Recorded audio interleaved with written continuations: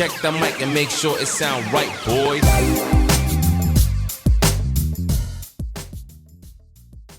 Hey, ¿qué hubo, gente? Bienvenidos a Fropcast, el podcast de Frop Magazine. Los saluda Marco, conmigo está Gio. ¿Cómo estamos? Y bueno, hoy tenemos a un invitado de lujo. Súper lujo. Miguel Tajobase, ¿cómo estás? Hola, ¿qué tal, chicos? ¿Cómo están?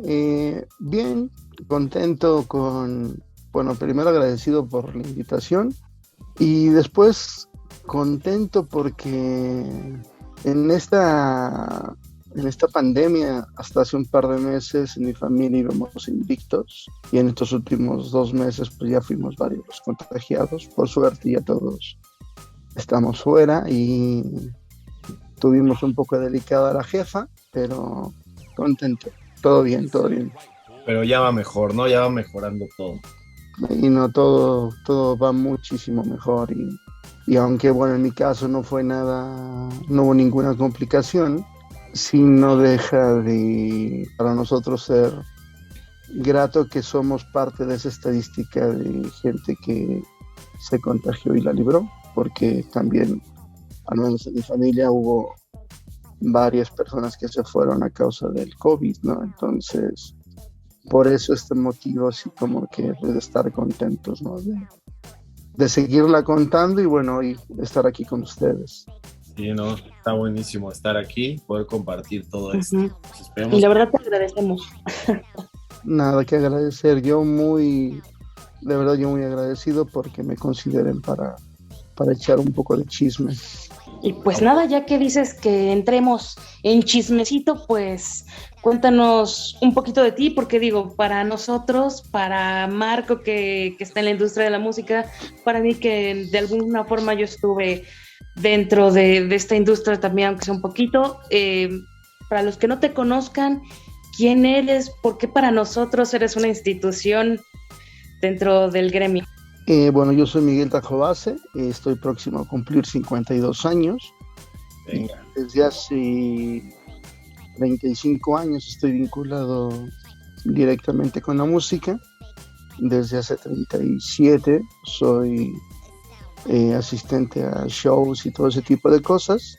Pero desde el 87 empecé a vincularme prácticamente con la movida que en ese entonces había, y eso significa que fue donde hice las primeras migas prácticamente, ¿no? Con gente que estaba vinculada con la música. Particularmente uno de los primeros amigos que tuve fue aquí en el medio, fue Toño Delgado, ¿no? Que bueno, en ese momento era técnico de Maldita Vecindad y Los Hijos del Quinto Patio. Posteriormente fue manager de Cacacor y también de Sectacor, perdón. Y también fue organizador de uno de los primeros festivales importantes en la ciudad, que fue el Camaleón. Y ya, o sea, he tocado particularmente con un par de bandas en específico, que fue Cacacor, la primera banda en la que milité. Era una banda así de punk, que ahora por ahí estamos esperando una propuesta formal para editar en vinilo un disco que registramos en 1991, y por ahí salió la onda de editarse en vinilo 30 años después. Este es un disco compartido que hicimos con una banda que también existe más, que se llamaba Visión Distorsionada. Y después formé una banda que se llamaba Revuelta Propia, que era una banda así de ska política, y se valía pues del ska para fusionarlo con 20,000 cosas, pero sobre todo para lanzar unos cuantos insultos a nuestros representantes.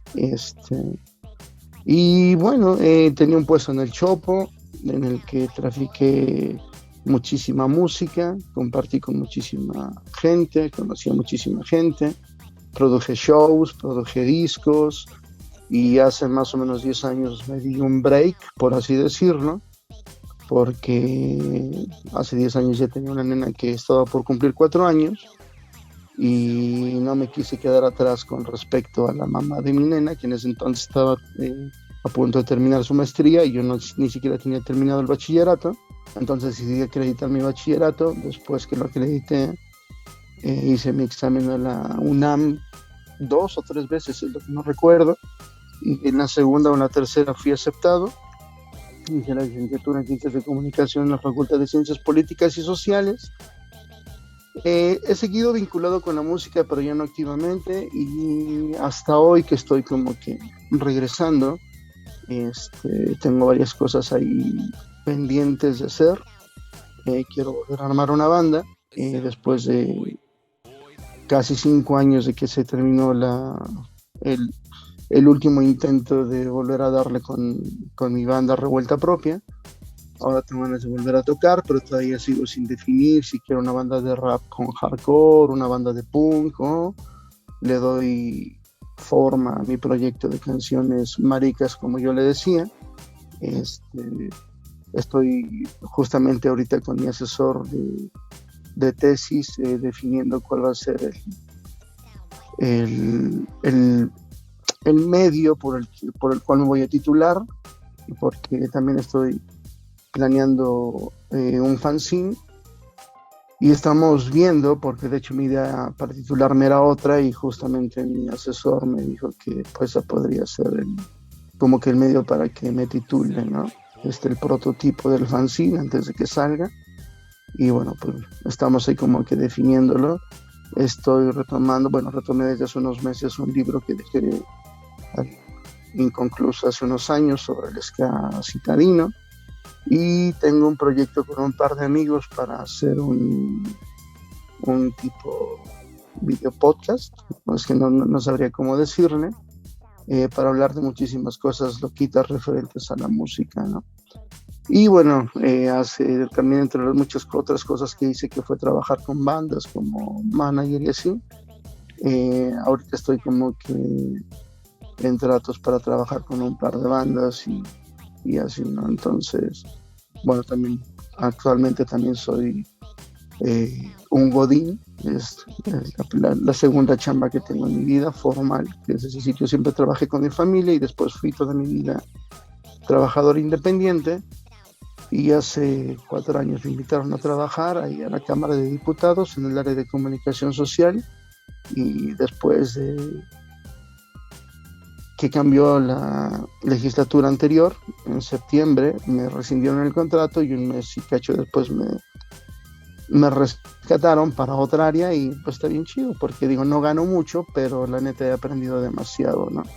Sobre todo porque estoy haciendo cosas que están intrínsecamente relacionadas con lo que hice prácticamente a lo largo de toda mi ruta con el mundo de la música.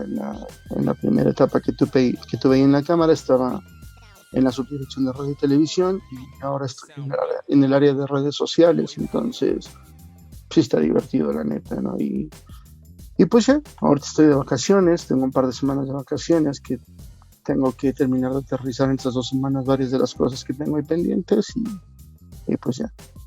No, pues buenísimo, güey. La verdad es que justamente tienes como una carrera extensa en el medio, y igual estaría chido. Bueno, a mí me gustaría preguntarte, güey, ¿cómo es que entras a este pedo, ¿no? ¿Cómo es que entras a la música? Ya sea, no sé, con un instrumento que te empezó a gustar, escuchando una banda que te empezó a influenciar, o cómo es tu primer contacto con el rock and roll, con a lo que te has dedicado ya tantos años. Bueno, lo primero que tengo que decir es que me disculpen si de pronto soy demasiado extenso en mis respuestas. Normalmente suelo hablar demasiado. De hecho, un meme que me hacen muy frecuentemente mis amigos por WhatsApp es que yo no mando mensajes de audio sino podcast. Entonces no quiero que se vayan a sacar de onda. Bueno, para empezar, yo soy de un barrio popular, yo soy del Agrícola Oriental, y bueno, estadísticamente siempre ha sido uno de los barrios más peligrosos de la ciudad.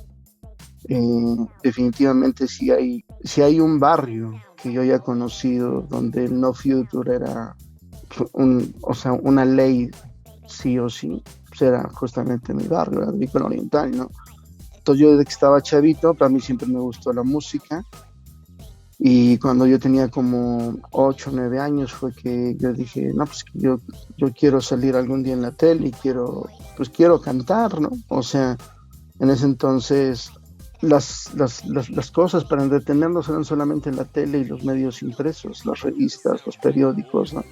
La radio, no existía ni de broma el internet, no existía la televisión por cable, de cable acá por mi zona, entonces pues la televisión era muy, o sea, impactaba demasiado, ¿no? Sobre todo en un sector tan popular como el que era mi barrio, ¿no?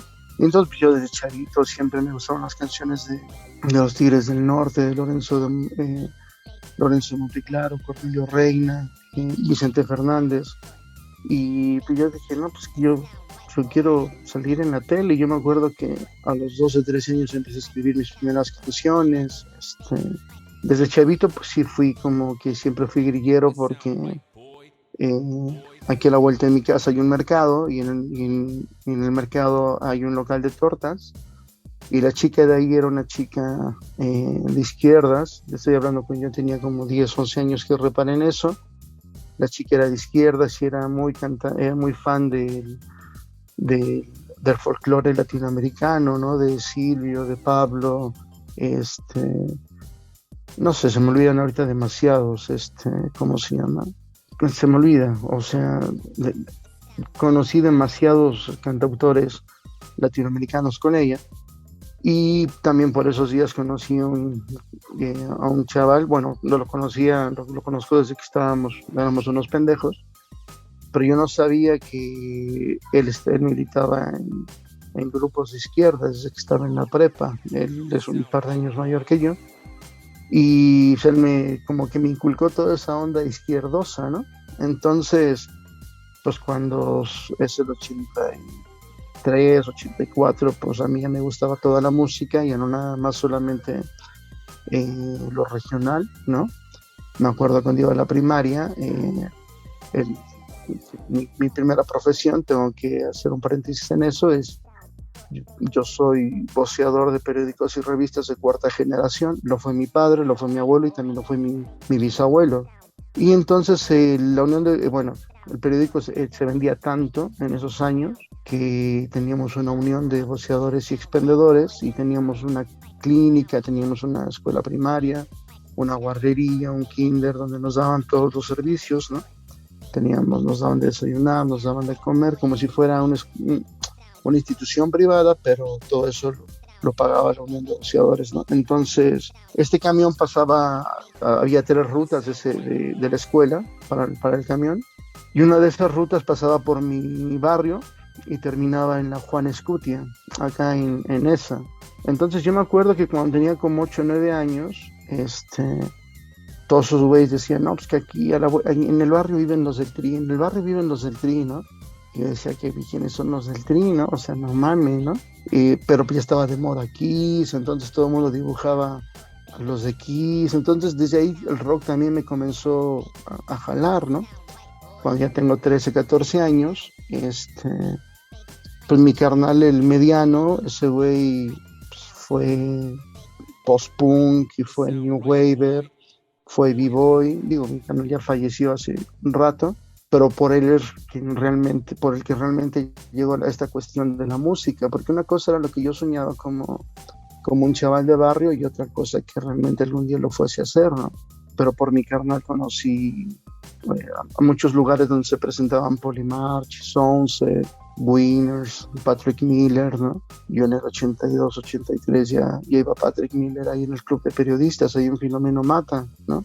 Y no sé, por ahí de los 16 años más o menos es cuando comienzo a ir a mis primeros shows, después del temblor, del terremoto del 85, y eso sí fue un shock, porque fue terminar viendo que no era el único raro, porque algo que yo siempre digo, no lo digo con orgullo, ni como presunción, ni como nada, porque más bien creo que hay un dejo de tristeza muy cabrón, pero de toda esa banda con la que yo crecí en mi barrio, de todos esos morrillos que de una manera u otra coincidíamos, que siempre éramos 7, 8, 10, luego 15, a veces 20, de todos esos morros apenas quedarán 3 o 4 güeyes por ahí, ¿no?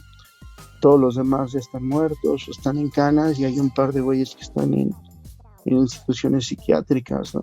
O sea, definitivamente, por eso lo decía al principio, mi barrio era un barrio así sin futuro, ¿no? Enfrente de la colonia donde yo vivo, porque Yo siempre digo que mi barrio es la Agrícola Oriental porque ahí teníamos un puesto de periódicos. Pero mi colonia es una colonia chiquita que es vecina de la Agrícola Oriental, que se llama Doctor Alfonso Ortiz Tirado, y enfrente de nosotros está lo que ahora es Leyes de Reforma, pero que en ese entonces era Guadalupe del Moral, y la Guadalupe del Moral es un barrio que se caracterizó históricamente en la movida punk por ser de donde más se nutría la banda de los PND. Los PND fue una pandilla, por así decirlo, que estuvo regada, diseminada por toda la ciudad a principios de los 80, ¿no? 81, 82, 83, 84. Y hoy pues es una banda histórica, ¿sabe? Pero yo la verdad de ese tipo de gente no tengo nada que reivindicar, porque cuando yo estaba chavito y teníamos puesto de periódicos aquí afuera de la Comercial Mexicana, pues esos güeyes pasaban a rentearme todos los días desde que yo tenía 10 años, ¿no? Entonces, yo en lo particular no puedo hablar con orgullo de viejos punks, que sé que eran unos hijos de la verga, ¿no? O sea, violadores, asesinos, extorsionadores, ¿no? Entonces, pero bueno, o sea, te digo, en el 86 es cuando realmente me vinculo con el rock, cuando empiezo a ir a shows, y hay un concierto en particular que me rompe la madre, que es el concierto de Miguel Ríos en la Plaza de Toros México, y desde ahí es cuando yo decido que yo quiero tocar en una banda de rock, ¿no? Por suerte con el periódico nos iba bastante bien, y mi padre por esos años, 86, 87, se compra un puesto ahí en el Metro Salto del Agua, donde me permite ganar todavía más dinero, y a finales del 87 me acompaña a comprar mi batería. Una batería, yo me compré un teclado primero y una batería que nunca aprendí a tocar ninguno de los dos, pero al menos con la batería, pues para tocar una banda de punk, me di cuenta que no era tan necesario ser un estudioso, ¿no? Digo, ahora me arrepiento de no haber sido un poco más meticuloso y más entregado, pero pues así, yo me compré mi guitarra, mi teclado, me compré mi batería, y yo hacía mi ruido aquí en mi casa, y a finales del 89 intento tocar con un güey, una banda de punk, pero pues también no fructificó, porque el güey me dijo, o sea, ves que no sabes tocar, güey, ¿no? O sea, y así como a mí como hoy me da risa, pero yo decía, no mames, o sea, tampoco los punks saben tocar. Yo sé que hoy es distinto, 30 años después, o sea, pero en ese entonces yo decía, o sea, no mames, ¿no? Pero bueno, después, unos meses después, coincidí con estos chicos de Coacalco, que eran Cacacor, y digo, nunca se me olvida que yo los primeros 3, 4 meses yo no sabía tocar el bombo, ¿no? Hasta que después nada más fue cuestión de ponerme a ensayar, y al final pues a mí me gustaba mucho cómo tocaba la batería, y así, ¿no? Entonces, pues básicamente es así como yo llego al rock, ¿no? De hecho, yo termino tocando punk porque yo soy fan del ska desde el 86, por maldita vecindad, 87, pero pues en esos años era imposible encontrarte otros locos a los que también les gustara el ska, ¿no? Y bueno, pues yo ya compraba demos y todo eso, fanzines, y yo decía, no mames, o sea, todo ese rollo grillero que había mamado de mi vecina Licha, la de las tortas, de Memo, mi amiguito, mi vecino que militaba en grupos de izquierda, y también por supuesto de mi hermano mayor, que a los 14 años ya me había regalado la noche de Tlatelolco de Elena Poniatowska, y los días y los años de González de Alba. Pues para un güey de 14 años eso es así, un pinche shock, así bien brutal, ¿no? Hoy es distinto, hoy hay mayor acceso a todo, a la educación, a la cultura, a un chingo de cosas, al conocimiento, que no es cualquier cosa, ¿no? Pero hace 30 y tantos años, estoy hablando algo así como bien loco. Yo aún hoy, pues por eso también es una de las cosas que me hacen sentir orgulloso de mí mismo, ¿no? Que a pesar de mi barrio, a pesar de los compas que tuve, a pesar de todos los ofrecimientos inmorales que me hicieron a lo largo del camino, muchos de los compas que anduvieron en malos pasos, pues la neta, pues yo seguí, pues como siempre fui, ¿no? Un güey soñador, inquieto, y pues que nunca se ha drogado, y que solamente una vez en su vida se puso pedo, pero nada más se puso medio pedo, ¿no? Entonces, pues así básicamente es como llegó al rock and roll. No, pues, El rock and roll lo llevas en la sangre, y además eras un niño sano, eso es bueno.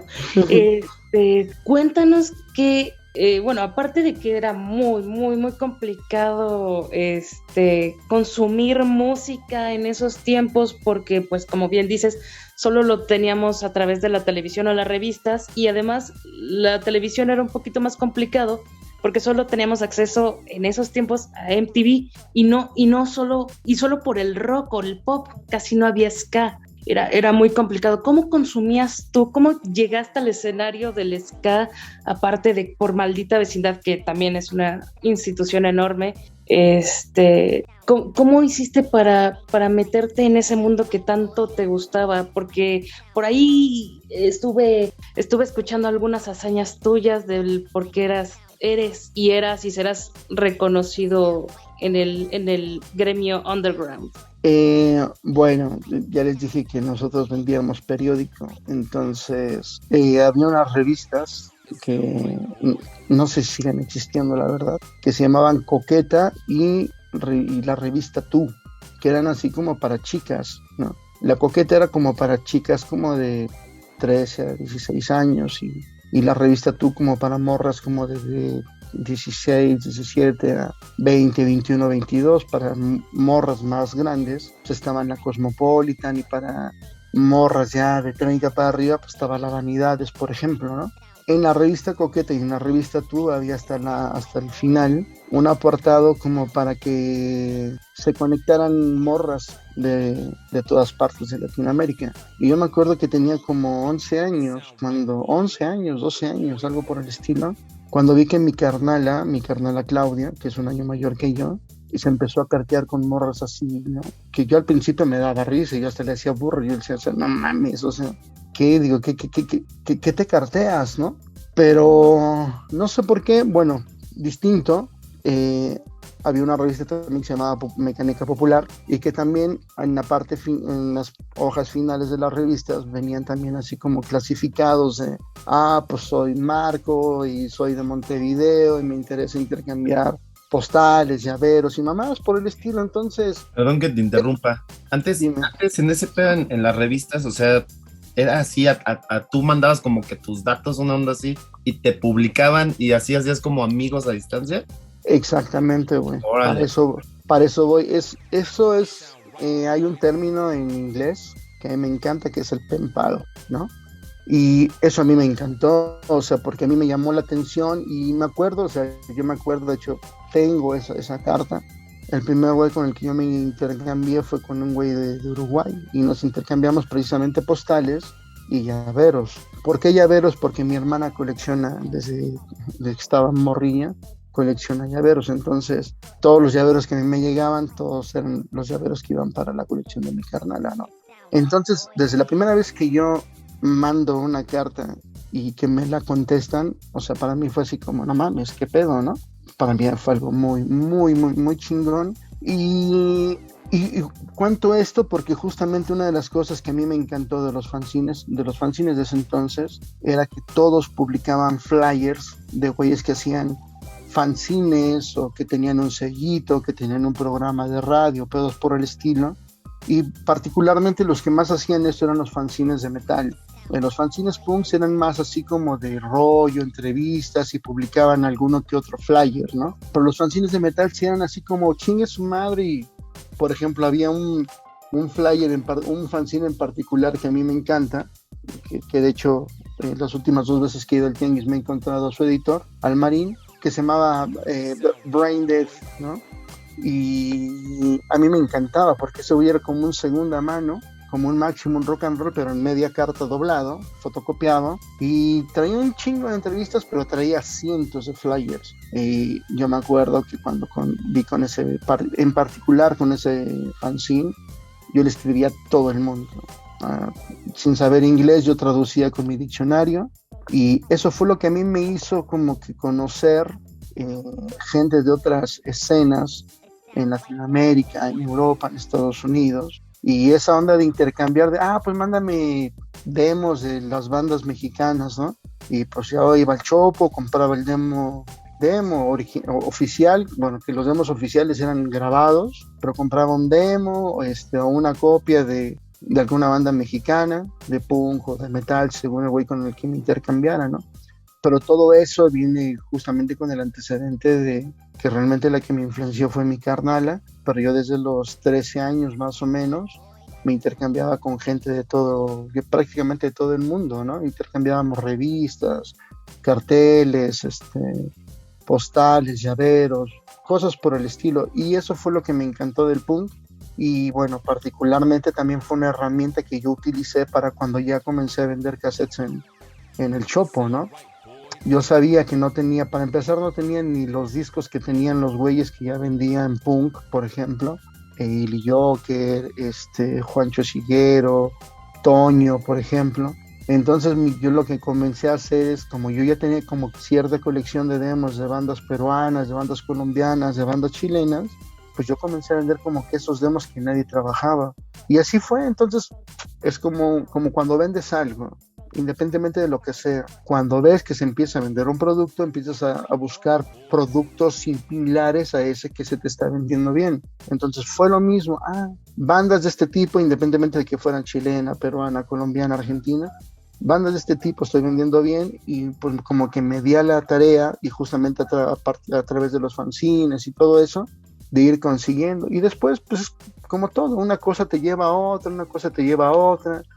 Terminé coincidiendo con músicos, terminé coincidiendo con gente de distribuidoras, y en un principio yo duplicaba cassettes, después dupliqué discos y después vendí puro material original, y en ese inter fue cuando comencé como que a producir a todo el mundo, ¿no? O sea, shows, discos, cassettes, y pues así básicamente, ¿no? O sea que podríamos decir que le debemos a la revista Coqueta que hayas traído tanta música al Chopo, güey, ¿no? La neta. No, o sea, de hecho, en mi caso en particular es por la mecánica popular. O sea, la coqueta era de mi carnal, Simón. Entonces, o sea, que eso fue lo que a mí me dio risa. Yo decía, ay, no mames, ¿no? Pero después yo me di cuenta que yo hacía el himno, no, es que de hecho pues mi carnala después se las curaba con eso. Ya te llegaron tus llaveritos. Dije, güey, ni me la hagas de pedo porque no te los doy, cabrón, ¿no? Pero sí, o sea, eso realmente fue lo que hizo que yo me enganchara con el punk y con el metal en particular, ¿no? O sea, pues también supongo que todo este intercambio de cartas, demos y todo eso, güey, supongo que también te ayudó a tener contactos como en otros países para poder surtirte, ¿no? Pues de todo el material que traías de bandas extranjeras, o cómo fue ahí la onda. Porque la neta es que yo, gracias a ti, que luego me lanzaba el Chopo, así era como que, mira este disco, a ver qué pedo, o tú decías, Marco, así de, esto está chido, esto tal. Entonces, pues de ahí yo conocí varias bandas, güey, que pues en ese entonces, que igual pues ya tendrá que unos un poquito más de 15 años, pues sí era difícil encontrar ese tipo de música, ¿no? Sí, o sea, digo, todo fue así como que a partir de cartas primero, y también ya se dio como que esa onda de que de pronto el viajar ya no fue tan complicado, ¿sabes? Entonces, la ventaja de haber sido siempre amiguero, porque siempre lo fui, fue que de pronto me enteraba que alguien iba para Buenos Aires, por ejemplo, y le decía, güey, pues trata de comprarme esto, tratas de buscar a este güey y que ese güey te diga dónde, o con ese güey, y así para muchísimos lados. Entonces, lo que te decía, o sea, yo desde que empecé a vender en el tianguis, traté de llegar con material que no vendieran mis otros compas, ¿no? Que en ese entonces no eran mis compañeros, porque ellos sí ya pertenecían a la asociación y yo en ese entonces todavía no, pero pues no tenía demasiado sentido que fueses al puesto de Ili Joker, o al puesto de ¿cómo se llama? De los Rosales, al puesto de Juancho Shiguero, por decirte algunos, del Tío, y que en todos vieses más o menos los mismos títulos: Rotos de Porao, Caos, Ataque Frontal,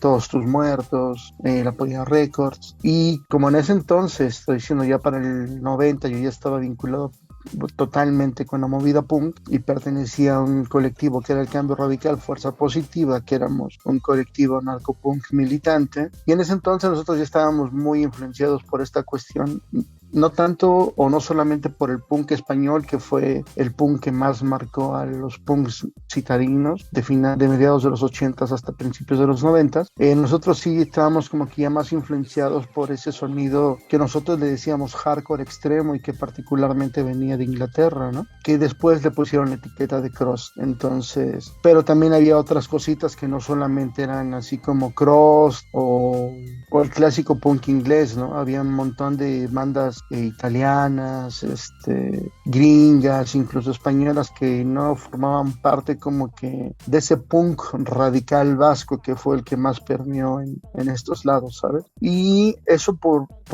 lo que podía conseguir en vinilo y lo que manejaba de punk latinoamericano, pues era prácticamente demos, ¿no? Y bueno, como te decía antes, o sea, una cosa fue llevando a otra, y de alguien que me mandó, no sé, el demo de Los Miserables de Chile, antes me había mandado Aparato Raro, por ejemplo, Los Prisioneros y cosas por el estilo. Entonces como que por ahí fue saliendo todo. Por supuesto también prácticamente desde un principio también se convirtió en mi modus vivendi, porque al estar tocando, yo soy de una familia trabajadora 100%. Por parte de mi padre, que vendíamos periódicos, trabajábamos los 365 días del año, y por parte de mi madre, que tenía una cremería, también se trabajaban los 365 días del año. Entonces cuando yo empiezo a tocar con Coca-Cola a principios del 90, pues yo me involucro así por completo en la banda, en el colectivo, que hacíamos actividades, hacíamos fanzines. Llega un momento en que le digo un día a mi padre, ¿sabes qué onda? Yo trabajaba un puesto que está ahí enfrente del registro civil de Salto del Agua, en el que solamente se trabajaba de lunes a viernes. Entonces a mí me venía perfecto para que los sábados y los domingos dedicárselo a mis actividades del punk, ¿no? Entonces un día llego y le digo a mi padre, ¿sabes qué onda? Yo quiero que me dejes ese puesto, porque yo ya salía a tocar con mi banda al interior, estábamos programando una gira para el verano, para el noreste, y pues mi padre me lo negó, ¿no? Y a partir de que mi padre me niega eso, pues yo renuncio a trabajar con mi familia y me voy a vender algo que hacíamos de manera esporádica en el Tianguis del Chopo, que era vender cassettes para financiar nuestras actividades del colectivo y de los fanzines. Pues yo ya lo empiezo a hacer de manera formal cada sábado. En un principio llegaba con mi cajita Sony de 10 cassettes, vendía 2, vendía 3, vendía 4, vendía 6, y así. Un día llegué con 2 cajitas, y después otro día llegué con 4 cajitas de cassette, hasta que, no sé, creo que la cantidad de cassettes que más llegué a llevar al Chopo fueron como de 600 cassettes, me parece. Y después ya fue cuando, con el paso del tiempo, que el CD se comenzó también a ser masivo, y entonces empecé a duplicar CDs, y después, bueno, pues ya dejé de vender CDs copiados y vendía por disco original, ¿no? Pero todo fue así siempre, o sea, de alguien que iba a Italia, oye, güey, me buscas estos discos, ¿no? Que los compraban en tienda. Cuando pues ya llegaban acá, yo les sacaba alguna copia para la gente que lo quisiera, y pues vendía el disco, ¿no? Entonces ahí en mi disco, en mi local, siempre hubo como que material de todo tipo, porque aparte a mí me gustó siempre toda la música. Y bueno, pues ya obviamente en algún momento conocí a alguien de Argentina. En Argentina hay algo que es muy común, que acá no se da demasiado, que son las distribuidoras independientes de música. En Argentina sí, porque hay un mercado interno muy, muy cabrón, algo que en México siempre hemos cometido ese error de no desarrollar nuestra propia industria alterna a la industria corporativizada del entretenimiento, ¿no? Pero en Argentina sí. Entonces, en muchísimos barrios de toda Argentina hay una pequeña disquería que distribuye el rock nacional consolidado y también el rock emergente. En México no tenemos eso. Entonces, en algún momento conocí a un argentino, cuando los argentinos comenzaron a llegar a México, estoy diciendo a mediados de los 90s, finales de los 90s, que de pronto también vio que aquí había una posibilidad de negocio. Fue preguntando por varios lados, no todo el mundo le dio pelota, y yo a una chica en particular le dije, perfecto, me dio buenos precios, ella me traía los discos, y así fue así como comencé todavía a manejar muchísimos más títulos, ¿no? Y pues así, pues básicamente, o sea, a mí me gusta mucho, o sea, me da risa cuando de pronto me etiquetan viejos compas y me dicen, no, pues que Tajo va a ser a nuestro Spotify, ¿no? Pues a mí me da risa, la neta, pero ya lo ves a la distancia y dices, pues creo que sí, güey, ¿no? O sea, porque yo recuerdo que llegaba alguien buscando, no sé, voy a decir un ejemplo X, buscando algo de eterna inocencia, ¿no? Más bien llegaban buscando algo como, no sé, algo parecido a División Minúscula. Yo les terminaba recomendando Eterna Inocencia, Shaila, Bebés Paranoicos, bandas brasileñas, ¿no? Y de pronto la gente que llegaba buscando algo parecido, tal vez un disco, se terminaba llevando 5 o 7 u 8. Y ahí, bueno, a lo largo del país, porque he tenido la suerte de andar por prácticamente todo el país, a lo largo del país me he encontrado gente que me muestra un cassette o un disco que me compró, o que se lo encargó a alguien que vino acá al DF, que fueran específicamente a comprarlo a mi puesto, ¿no? Entonces, sí, es un chingón eso, la neta. Eso a mí me llena de un orgullo bien cabrón, porque por mi formación punk, yo siempre he dicho que la cultura tiene que estar al acceso de todo, tiene que estar al alcance de todos, ¿no? Y también es por eso que yo dejé de vender, porque yo vendía puro disco original, y después, cuando comenzó a hacerse masivo el uso del internet, la gente comenzó a descargar los MP3, ¿no? Y los discos se dejaron de vender, los cassettes se dejaron de vender, y bueno, o sea, no pasa nada. Yo siempre le he dicho que si la cultura tiene que estar al alcance de la mano, también qué chingón que con estar navegando te puedas encontrar cientos de discos, tal vez no en la calidad más óptima, pero tú al menos no estás pagando por ello. O sea, yo sé que de pronto puede ser medio contraproducente cuando eres un artista, cuando eres un creador, pero gracias a eso se rompió un esquema de trabajo en la industria del entretenimiento que siempre fue un impedimento para todos, ¿no? Que si tú eras de un grupo del estilo musical que fuese, y estuvieses sentado en la Ciudad de México, si algún día querías ir, no sé, a Colombia, por ejemplo, pues el primer paso, el forzoso, era que alguien te editara tu disco primero, porque si no, pues era imposible.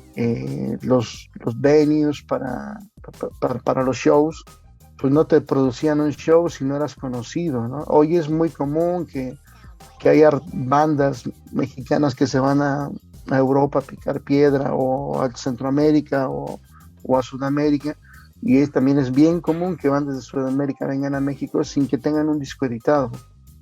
Y hoy es común que cualquiera te ayude a hacer un show, pero en ese entonces, estoy hablando todavía a principios de los 2000, pues era como que imposible. O sea, huevo, había que tener un disco editado, ¿no? Entonces, toda esta masificación del uso del internet y de poder encontrarte discografías completas, aún en la calidad más horrorosa de MP3, que es el de 96 kilobytes o 128 kilobytes, pero al menos te daba como que esa onda de que fuese ya conocida tu banda sin necesidad de que te editaran en determinado país, ¿no? Hoy es muy común que viajen bandas de un país a otro, y sin tener discos editados, las 100, 200 o 500 personas se sepan sus canciones, ¿no? Hablando de que de alguna forma se ha perdido esa hermosa costumbre de pasarle la música a los demás, ¿qué es lo que tú recomendarías ahorita para los músicos que bueno, de alguna forma se han simplificado las cosas, pero también se ha agravado la situación porque volvemos a la censura, volvemos a todo lo que ustedes y alguna otra generación poco después de ti, que lucharon tanto para hacerse oír, y ahora los están regresando? Dentro de todo esto, el principal error, al menos voy a hablar como músico y también desde la onda de lo local, ya lo dije en algún momento, o sea, el principal error del músico mexicano fue no haber desarrollado una industria propia. Somos el principal mercado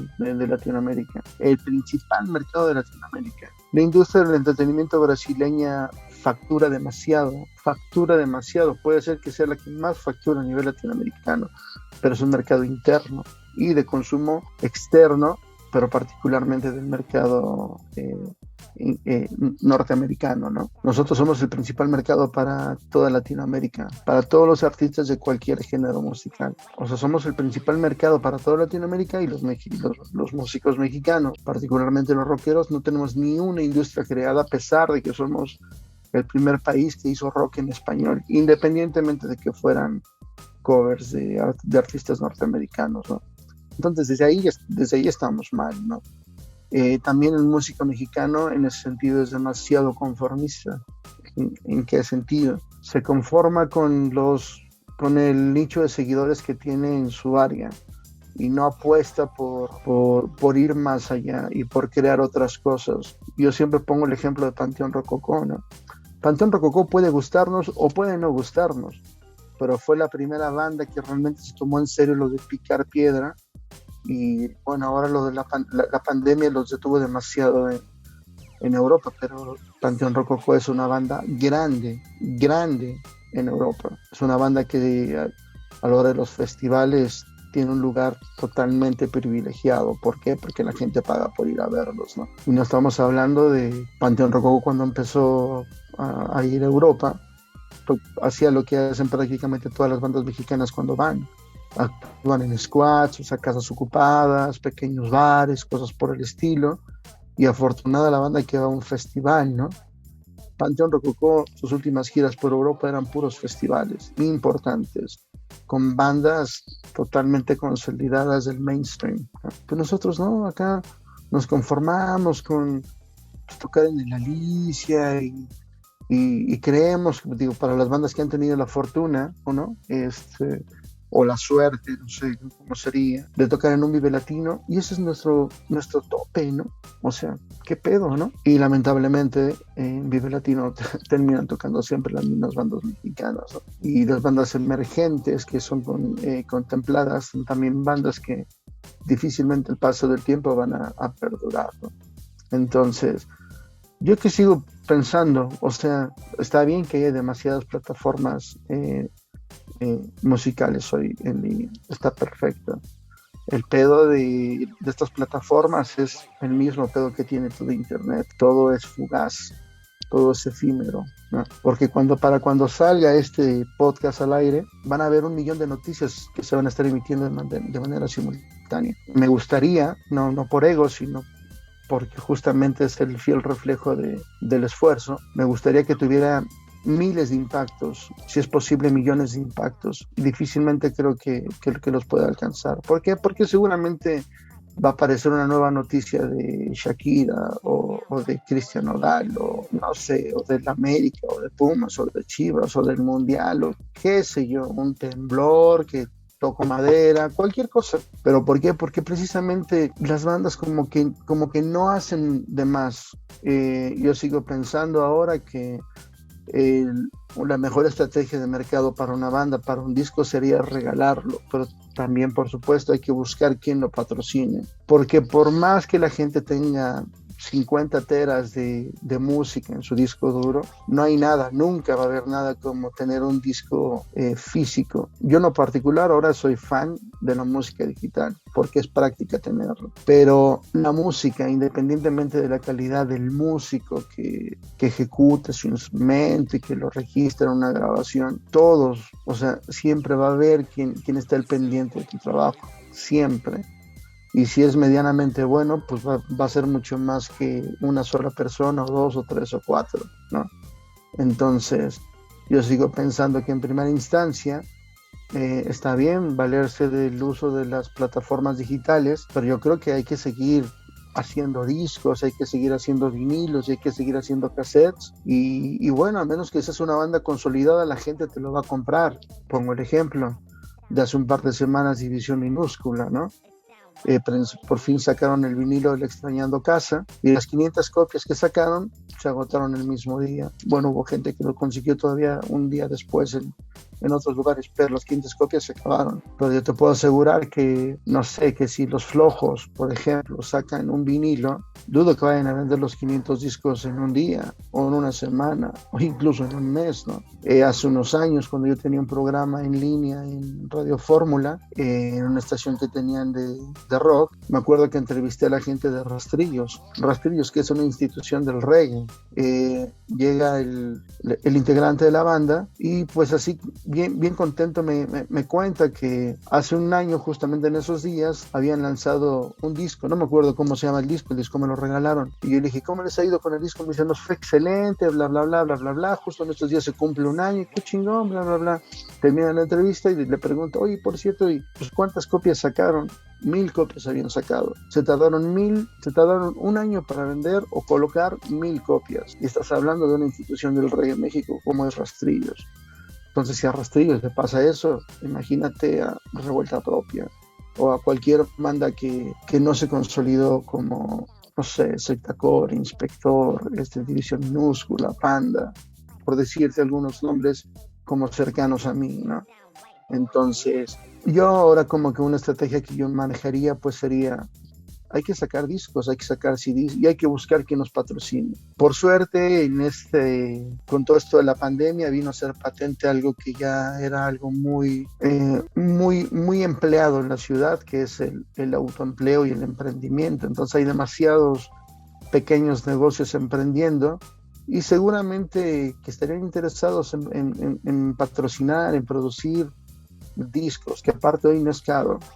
Hacer 1,000 discos ahora te cuesta menos de 15,000 pesos. Estamos hablando que no cuesta ni $1,000, o sea, porque el disco ya no se vende. Pero bueno, tú puedes sacar el disco y lo puedes regalar y puedes dárselo a todos los medios de comunicación posibles. Alguno te va a hacer caso y te va a sacar una nota y otros no, pero bueno, ¿no? Y bueno, hay que seguir haciendo ruido, hay que crear medios de comunicación y hay que tratar de que esos medios de comunicación sean leídos, sean escuchados, porque si no, pues acá tampoco va a pasar demasiado y vamos a seguir viendo dentro de 30 años en el Vive Latino a las mismas bandas terribles de siempre, ¿no? Caifanes, Dildo, Café Tacuba, Molotov, qué puta hueva, la neta, ¿no? O sea, vamos a seguir viendo a Panteón Rococó, a Inspector, que yo los quiero, yo los amo, pero dices, no mames, y el relevo generacional, porque Panteón Rococó tiene 25 años tocando, Inspector 25 años tocando, o sea, dices, no mames, en 25 años no salió una banda que la rompiera, que sea igual de popular. Está cabrón, la neta está cabrón, ¿no? O sea, que 2 Minutos, cuando yo los traía, venían 2 veces al año, bueno, hoy siguen viniendo 2 veces al año, ¿no? O sea, que vengan y que no haya bandas mexicanas cuando hay tremenda calidad en las bandas mexicanas también de punk, dices, no mames, está cabrón, algo estamos haciendo mal, ¿no? Pero lo primero que tenemos que hacer es ponernos la pila, ser autocríticos totalmente, y después hay que dejar de comerse los mocos, ¿no? Y hay que tratar de verlo también como hacen todas las industrias del mundo, todas las industrias del entretenimiento, hay que verlo como negocio, porque si no lo vemos como negocio difícilmente va a funcionar, ¿no? Y vamos a tener que seguir haciendo lo que hacemos, creo que el 99.9% de los músicos mexicanos, ¿no? Trabajar en cualquier cosa y después, pues el fin de semana que tengamos chance, pues hay que darle a la banda, ¿no? Si nos dan para la gas está chido, si nos dan una chela está chido, y si no, pues ni pedo, ¿no? Habrá que poner para la gas y habrá que pagar la chela de nuestro bolso. La neta tampoco es tan chido. Sí, la neta, eso que dices está muy cabrón y sí es cierto, güey. ¿Tú crees que justamente como este pedo es más por la banda, por las bandas, pues, por los músicos, que por la gente? Porque algo que se da mucho es que dicen, güey, es que el rock pues ya está bien muerto, ¿no? Y la gente no le gusta el rock, ya que escuchan más reggaetón, escuchan más de esto, del otro. Y entonces como que te quedas con esa idea y se expande entre todos los músicos y entonces todo el rock and roll, toda la escena del rock and roll siente eso, ¿no? Pero entonces tú crees que va por ahí la onda de, dices, puta, güey, todos creemos esto y por creerlo, lo único que hacemos es pues cruzar los brazos y esperar a que pase algo o decir, no, güey, pues chingue su madre, ¿no? Si no nos están escuchando, pues hay que hacer que nos escuchen, ¿no? Hay que hacer que vengan a los shows, hay que hacer que se mueva este pedo, ¿no? O sea, justamente es esto que te decía hace un rato, o sea, el pedo es que el músico mexicano en general, y esto me refiero rocker o no rocker, todos están esperando a que alguien les venga a ofrecer algo que ya no se da. Un contrato para grabar un disco, o sea, no mames, o sea, creo que el 80% de las bandas hoy se graban en su casa, por ejemplo, ¿no? Los que se toman un poco más en serio su banda se ponen en manos de un productor, y los que todavía se toman mucho más en serio su proyecto saben que hay que invertirle tiempo y dinero. ¿Para qué? Pues para pagarle al güey que te va a ayudar con la promoción, a la persona que se va a encargar de cuadrar entrevistas en medios impresos y en medios radiofónicos y si es posible hasta en medios televisivos. A final de cuentas, la televisión sigue siendo el principal medio de entretenimiento para la gente. Después ya veremos si es la televisión abierta, si es la televisión por cable, todo este tipo de cosas, pero la televisión sigue siendo, obviamente después de las redes sociales, porque las redes sociales vinieron a desbancar a la televisión, pero para toda la gente normal, para toda la gente adulta,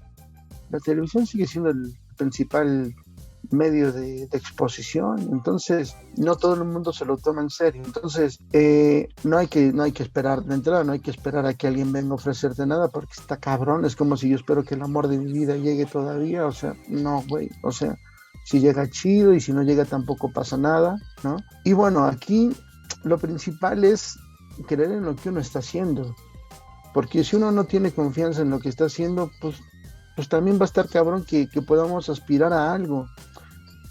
Algo que platicaba hace unos días con mi compañero en la oficina, y esto seguramente muchísima gente no se acuerda, y ahí me da risa porque justamente quien no aprende de su historia está condenado a repetirla, ¿no? Cuando el ska se termina apoderando de todos los espacios en la ciudad a finales de los 90 y de que músicos que venían del punk y del rock y incluso del metal terminan tocando ska, es porque ahí había un nivel de exposición bastante cabrón y de ser un productor salieron 50 güeyes que querían hacer shows con bandas de ska, ¿no? Eso pasa con el reggaetón ahora, ¿no? Y mucha gente dice, no, pues que el reggaetón, pues el reggaetón, ¿sí? Hoy nos guste o no nos guste, es el género que domina la industria del entretenimiento, la industria musical a nivel mundial. Nos guste o no nos guste, a mí me encanta el reggaetón, ¿no?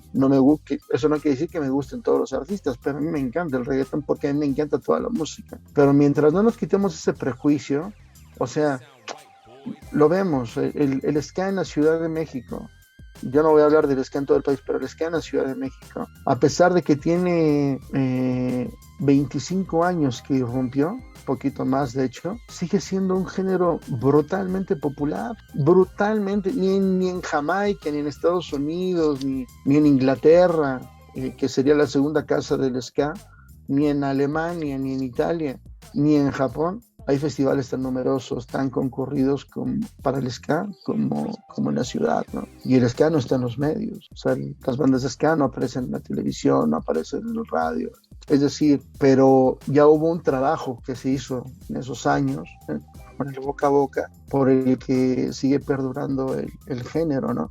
Entonces yo creo que como que un poco por ahí, cualquier género musical podría aprender y hacer lo mismo. Ahora, no hay que olvidarse, o sea, las cosas siempre son de poquito en poquito.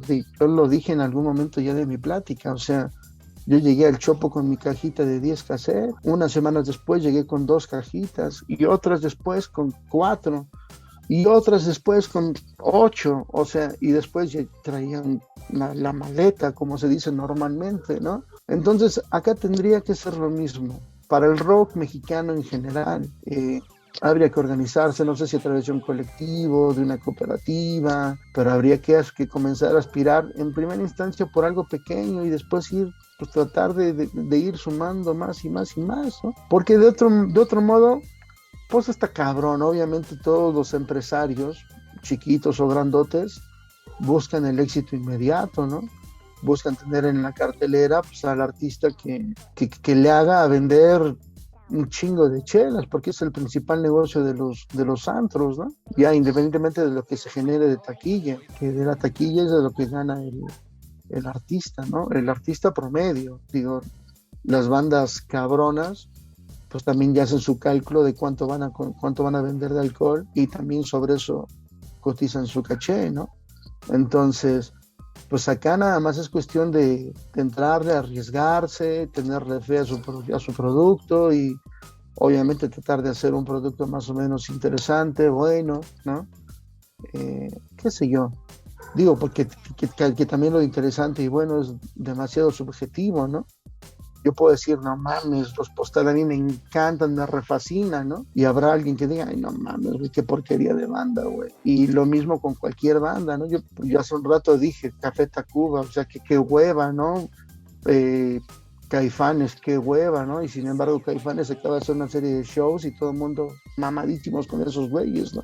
Y es qué hueva. Yo en lo particular digo qué hueva, la neta, ¿no? ¿Por qué? Porque al final de cuentas son bandas que se comen el presupuesto que hay como que para el rock and roll, se no maman bandas como ellas, ¿no? Y todas las demás bandas chicas que son miles y miles y miles a lo largo del país, puta, ¿no? Pues ahí tienen que ir a tocar, como lo dije hace un rato, ¿no? Pues por chelas, por gas, ¿no? Si vienes fue, ¿no? O sea, y eso está jodido. La verdad, sí. Y es que ahora que platicas de que nuestra escena es un poquito más chiquita que otras, a pesar de que tenemos grandes cosas como son los festivales, creo que también los oyentes se han conformado, a pesar de que tenemos muchísima más oportunidad de recolectar muchísima más información, ya sea por los servicios de streaming o YouTube, no lo hacemos y nos hemos quedado con lo que el radio nos da, con lo que ahora MTV o Telehit nos da y no investigamos por otras partes, no investigamos entre nosotros mismos, porque hasta entre nosotros mismos nos hacemos menos. Ay no, tu música es una asquerosidad, esto es lo de hoy. Y todo lo quieren rápido, en la mano. Y no solo los oyentes, también pues digamos que algunos cuantos músicos. Y sí, pero vuelvo un poco a lo que decía, o sea, hay gente que se conforma con hacer 2 foros Alicia al año. Conozco bandas que son felices con eso. Conozco un par de bandas que desde hace muchísimo tiempo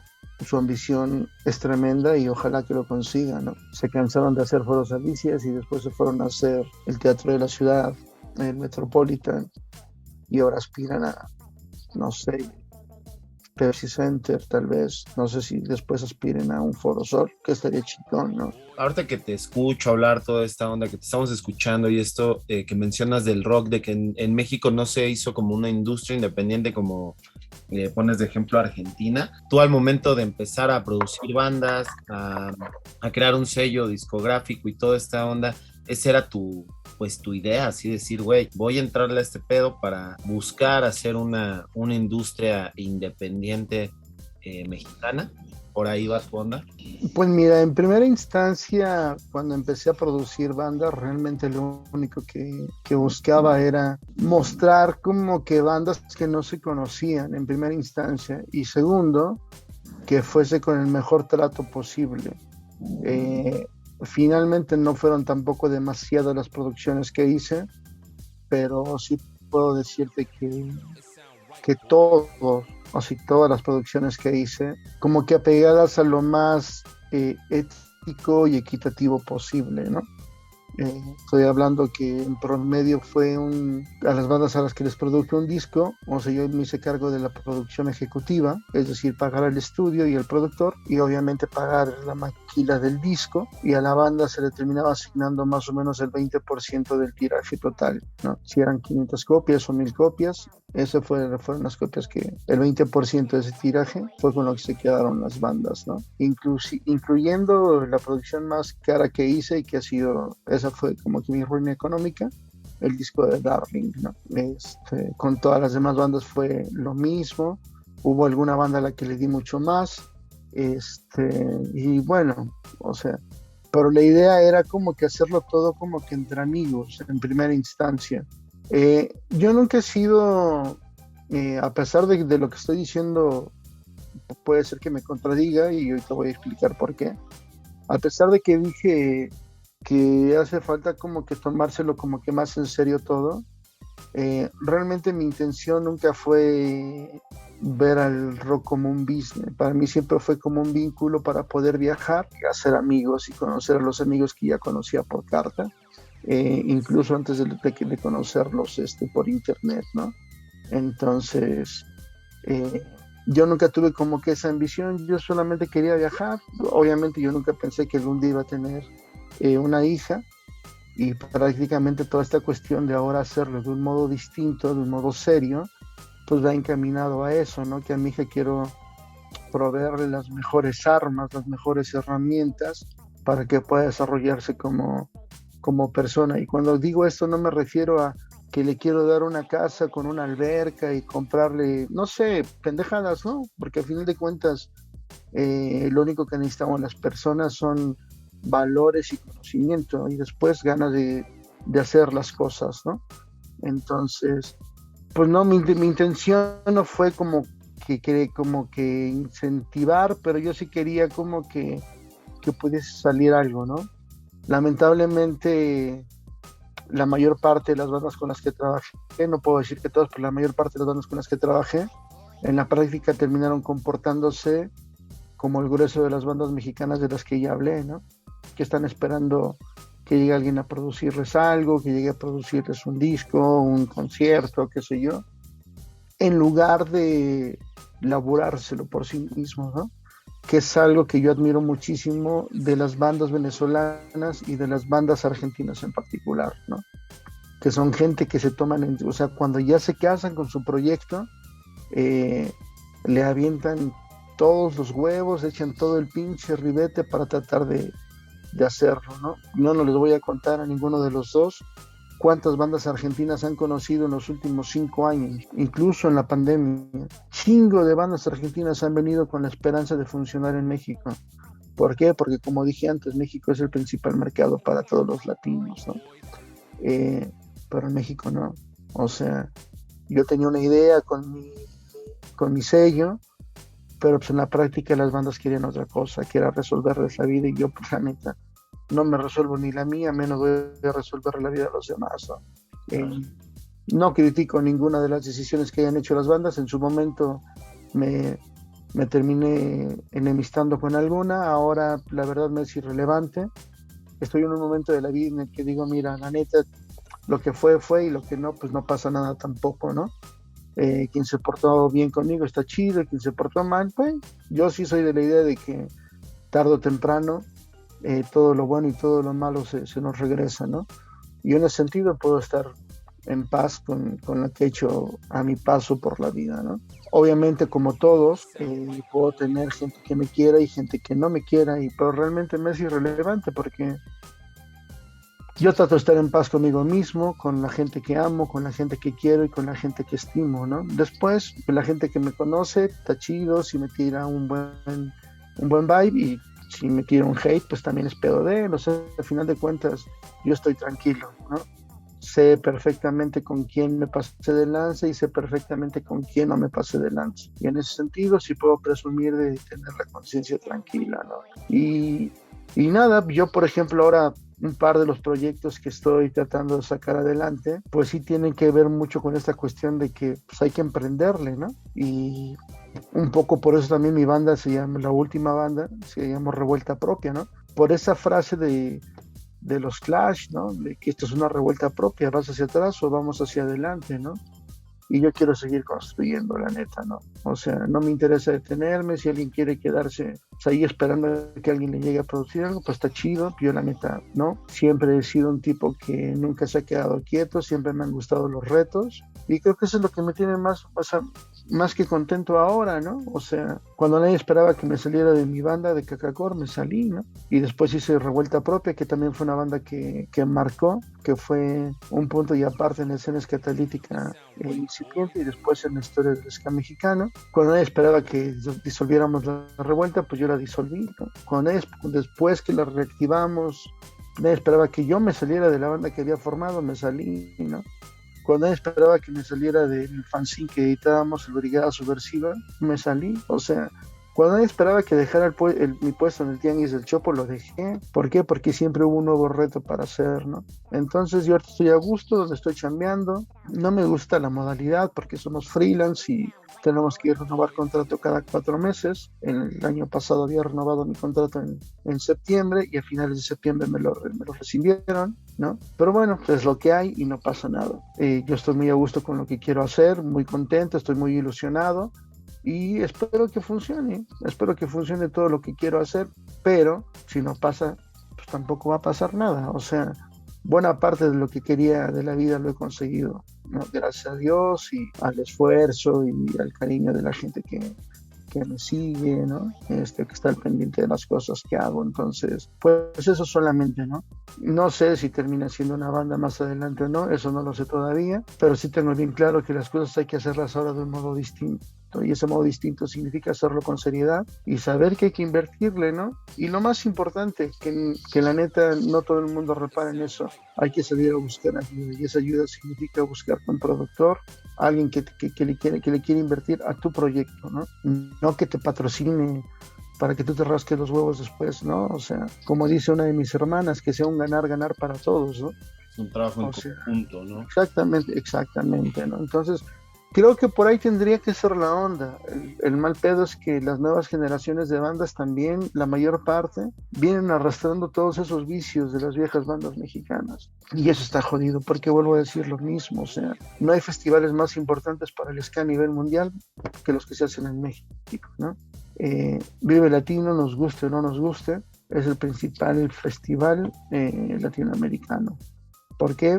¿Por qué digo esto? Solo por el número de ediciones que tiene y por la productora que tiene detrás, que obviamente no es una empresa mexicana, pero en México tiene bien asentados sus reales, ¿no? Entonces, a nivel latinoamericano no hay ni un festival con la longevidad que tiene Vive Latino, ¿no? O sea, carajo, o sea, hay de dónde también nosotros sacar plata si queremos, ¿no? Nada más es cuestión primero de quererlo y después chingarle para que se haga, ¿no? Porque aquí ya vimos, o sea, aquí hay que ser amigo del productor, hay que ser amigo del que tiene el dinero, hay que hacerle la barba a muchísima gente, y yo, al menos en lo particular, nunca le sobé los huevos a nadie, ¿no? Nada, o sea, hay que chingarle y pues más nada. Sí, de lujo, güey, sí. La neta es que sí, toda esa onda que dices, sí es como un pedo viciado de todas las bandas, que al final, supongo que es también ahí parte de ese sueño rock and rollero, ¿no? Que todos, pues, en algún momento tenemos de morros, de decir, güey, yo quiero ser como los pinches AC/DC, ¿no? Yo quiero ser y vivir así el glamour del rock and roll y todo, y pues en el camino algunos sí tal vez se la creen demasiado, que sí lo buscan así, y pues justo como dices, creo que pues las bandas es como una empresa. Entonces tienes que hacer con quien se meta a tu empresa, ya no tiene que ser músico a fuerza, un productor o un inversionista o lo que sea, pues es una tarea en conjunto y todos hay que chingarle, cada quien en su lado, ¿no? Así es como creo que funciona de verdad esta onda. Pues, y es que así es, o sea, por eso yo decía hace un rato el ejemplo de Panteón Rococó, o sea, yo los conozco, digo, aparte que fueron una banda con la que nosotros también comenzamos, bueno, que ellos públicamente por ahí aparecieron después, pero yo los conozco, o sea, diferencia, en el momento en que surgimos todas estas bandas de ska, las bandas, como decía Nacho de la Alicia, las bandas sureñas eran las que terminaban siendo como que apadrinadas por las compañías disqueras, porque en ese entonces todavía se estilaba que las compañías disqueras se acercaran a ti para ver si te podían grabar, es decir, para ver si te podían explotar, ¿no? Y Panteón Rococó es una banda que viene también del barrio, ¿no? No quiero decir que alguno tal vez de ellos no haya tenido los recursos, ¿no? Pero pues, todos son güeyes del barrio, ¿no?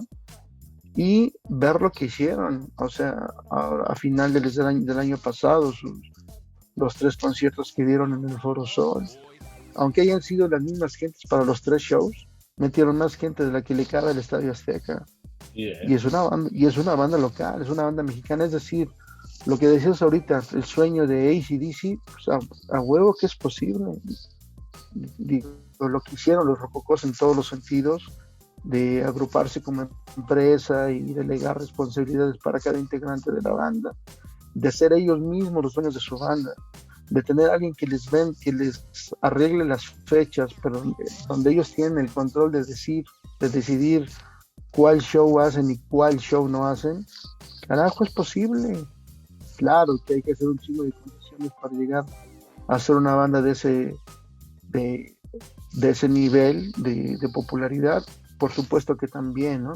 O sea, dudo mucho que si yo hago una banda que por más musical que sea súper chingona, si me la paso diciendo que chingue a su madre el peje, pues no creo que llegue a alcanzar ese nivel de popularidad, ¿no?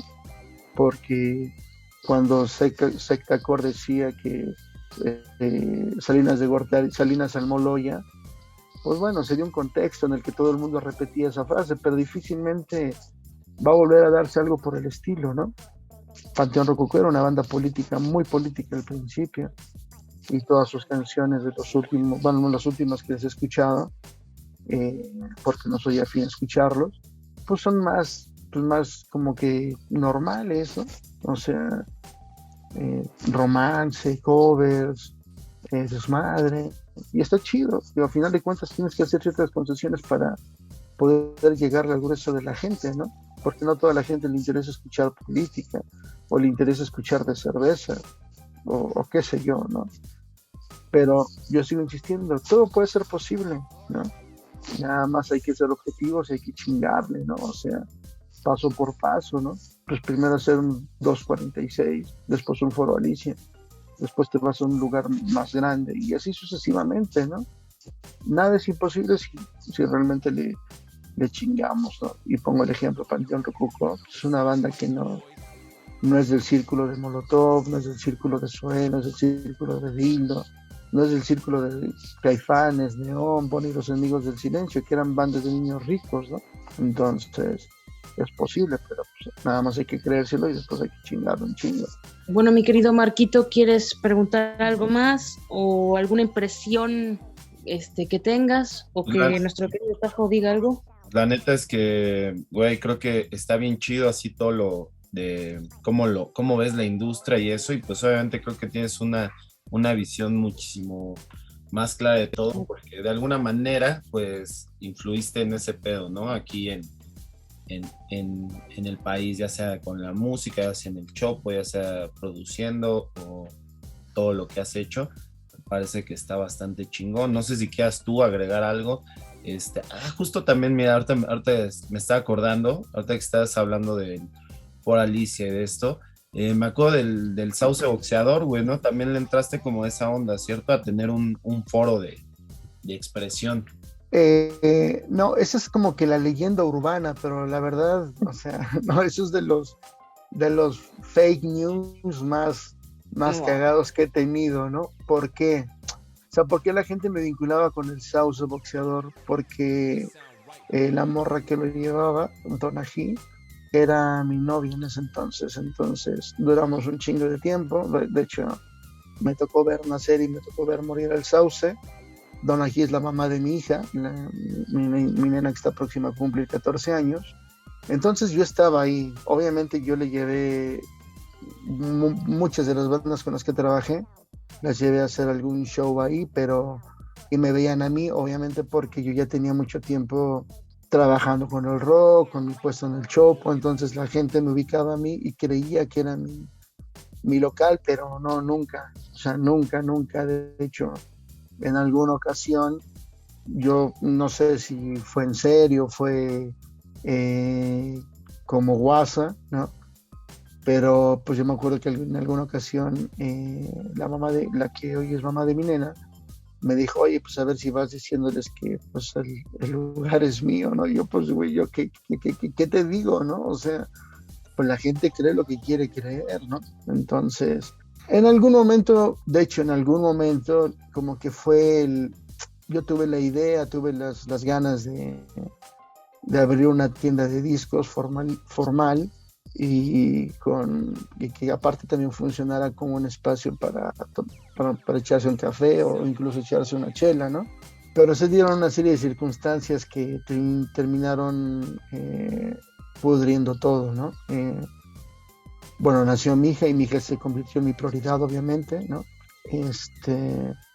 Hice los últimos shows que hice fueron con Flema y con Boom Boom Kid. Perdí demasiado dinero. Hice una producción terrible con Darling en la que me gasté $11,000, $12,000 y no recuperé ni 100, creo, ¿no? Y nada, o sea, terminé también fastidiándome del rock, terminé peleándome con varias de las bandas con las que había hecho algo. Y nada, yo ahora estoy tranquilo, no sé si más adelante me tengo por ahí un par de ofertas de amigos que quieren invertir, pero no sé si realmente en este momento tengo ganas de meterme a un local, ¿no?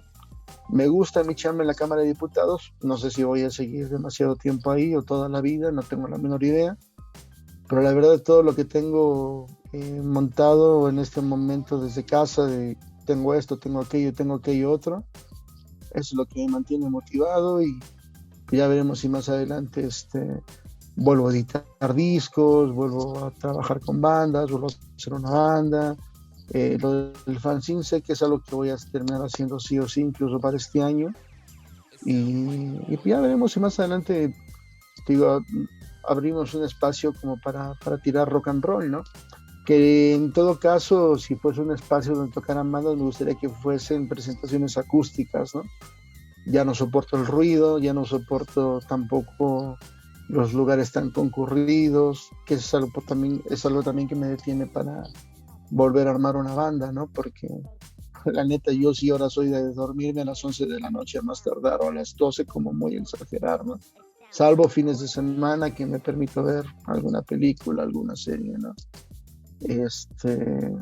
No sé, igual me hice viejo y hay cosas que criticaba de los viejos cuando estaba chavo que ahora se me hacen así como, ahora entiendo, ¿sabes? Mi gusto por el rock and roll, ese sí no cambia, ¿no? Mis ganas de seguir haciendo cosas, de seguir insultando a los hijos de puta tampoco cambia, ¿no?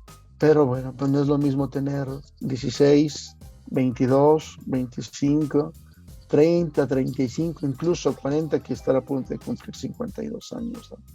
Y después de tener a mi hija, pues la verdad el compromiso que tengo con ella es demasiado, demasiado grande, y ahora me gustaría pues estar lo más entero posible y el mayor tiempo posible al pendiente de ella, ¿sabes? Por eso es que también, bueno, de por sí nunca me drogué y nunca fui alcohólico, pues ahora muchísimo menos me interesa así como seguirme desnochando, no sé, todos por el estilo, ¿no? O sea, no sé.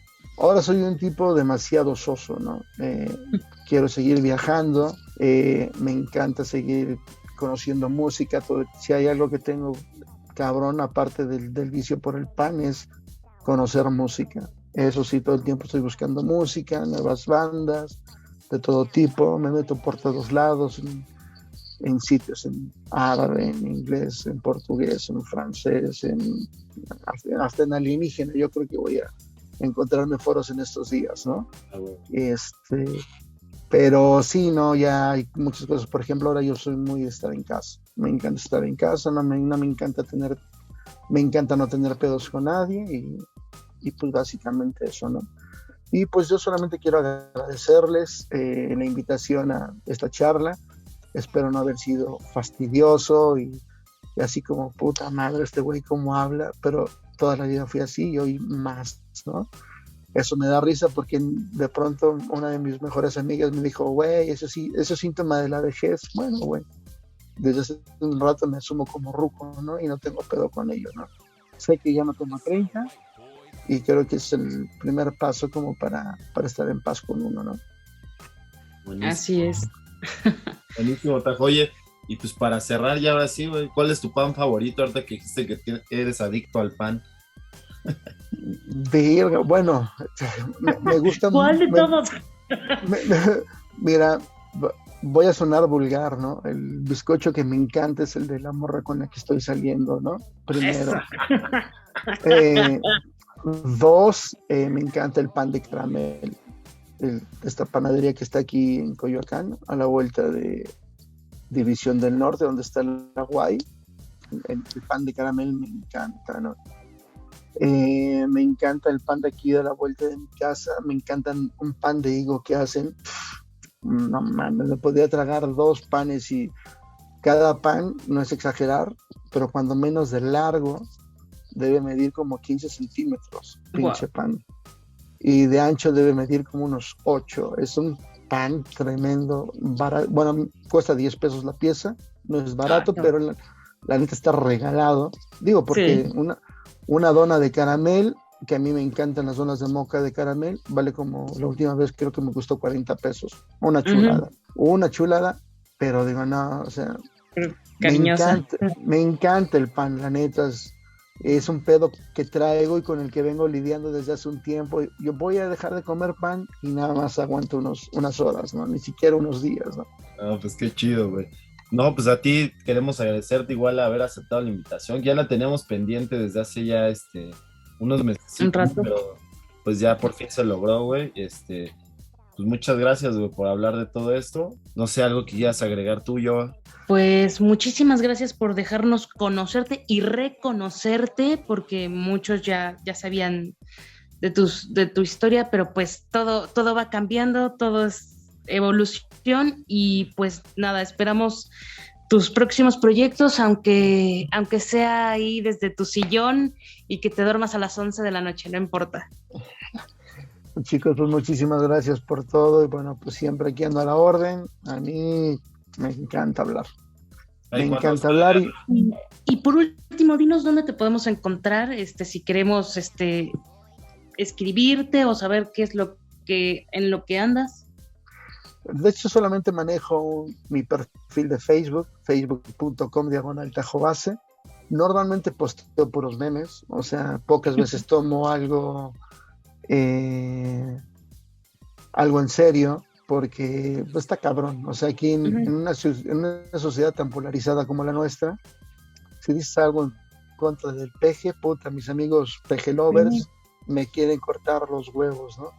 Si le celebro algo a Morena, mis amigos derechairos me quieren cortar los huevos. Entonces, de vez en cuando, así como que pues hablo de algo serio ahí. Y bueno, ahora nada más que termine de definir todo lo que quiero hacer, probablemente abra una página de Facebook o un perfil de YouTube o de TikTok o de Instagram. Todavía no lo sé muy bien, que eso va a ser en estos días que termine de definir todos los proyectos. Pero digo, el de cajón es el de facebook.com/tajobases, para que te caguen de la risa, ¿no? Y justamente también como para quitarme esa imagen que mucha gente tenía de mí, así como, no mames, es un güey como formal, o no sé, yo soy un güey tan acaso como cualquiera, ¿no? Divertido, ácido, ¿no? Espero que la gente no se ofenda de pronto, y si se ofende, probablemente también me vale madre. Esa es la actitud. Pues otra vez, muchas gracias, Marco. Y güey, cuando quieras, aquí, Frog Magazine, pues es tu espacio, ya sea si vas a sacar fanzine o lo que sea que vayas a armar, aquí sabes que tienes el espacio, ya sea en el podcast o directo en la página. Pues te agradecemos mucho, Tajo. Bueno, muchísimas gracias a ustedes, chicos, les mando un abrazo muy fuerte y a ver cuándo nos vemos. Igual, gracias. Bueno, pues hasta luego, chicos, cuídense. Bye, hasta luego. Bye. Pues, ¿cómo ves, mi querido Marco? ¿Cómo viste la charla con el buen Tajo? No, pues muy bien, ¿no? Muy bien. Siempre, tío, Tajo, la verdad es que yo lo ubico desde hace muchos años, güey, así, de algunas bandas que ahora son de mis favoritas, y bueno, lo fueron en ese entonces, las conocí por Tajo Base, güey, de ir así al Chopo y comprar discos y cosas así que bastante chingón, la verdad. Yo sé, lo topaba hace mucho tiempo y pues estuvo chido platicar con él y que nos contara más interno, ¿no? De dónde sale todo ese pedo. La neta sí, está chido que empecemos a retomar estos proyectos de acercarnos a las personas que en algún momento admiramos o creíamos inalcanzables y saber que ellos también la lucharon y la siguen luchando como Tajo. Fue muy fructífera la plática, la verdad. Y pues yo recomiendo que debemos de hacer fanzine aquí en Prop. ¿Cómo la ves? Estaría bueno, pues mira, vamos a hablarlo con la mesa directiva a ver qué pasa, ¿no? Va. Nos escribimos a la antigua, vamos a mandarnos correos, nada de redes sociales, por favor. Ya les daremos nuestro box office. Sí, pues bueno, ya se nos está acabando ahora sí el tiempo. Chido a toda la banda que llegó hasta este punto del podcast. No olviden seguirnos en nuestras redes sociales, Facebook, Instagram, Twitter, YouTube, Spotify y todas las que existen como Frog Magazine. Visiten también www.frogmagazine.com. Ahí en el apartado de contacto pueden escribirnos si tienen algún proyecto artístico o de lo que quieran hablar, ya sea en el podcast o en alguna nota o alguna recomendación. Lo que quieran nos pueden escribir ahí en contacto o a frogmagazine@gmail.com. También no olviden seguirnos en Spotify, ahí tenemos cantidad de música, cantidad de playlists de todo tipo de géneros musicales y pues chido, ahí andamos viéndonos en el próximo episodio. Pues sí, muchísimas gracias y hasta la próxima. Sale, bye.